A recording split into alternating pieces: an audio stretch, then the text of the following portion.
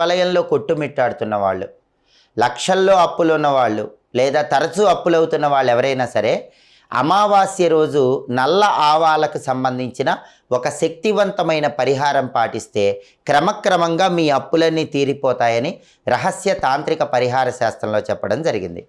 అమావాస్య రోజు మీరేం చేయాలంటే నల్ల ఆవాలు కొన్ని చేతిలో పట్టుకొని మీ ఇంటి పైభాగంలో మేడపైకి వెళ్ళి ఆ నల్ల ఆవాలు చేతిలో పట్టుకొని అప్పులు తీరిపోవాలి అనుకుంటూ ఆ మేడ మొత్తం కూడా 3 సార్లు తిరగండి.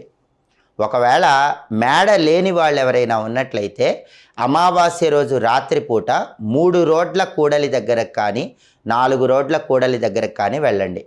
ఆ కూడలి దగ్గర 3 సార్లు చుట్టూ తిరగండి. అలా తిరిగిన తర్వాత చేతిలో ఉన్నటువంటి నల్ల ఆవాలు ఒక్కొక్క దిక్కుకు విసిరేయాలి. అలా విసిరేస్తే క్రమక్రమంగా మీ అప్పులన్నీ తీరిపోతాయని రహస్య తాంత్రిక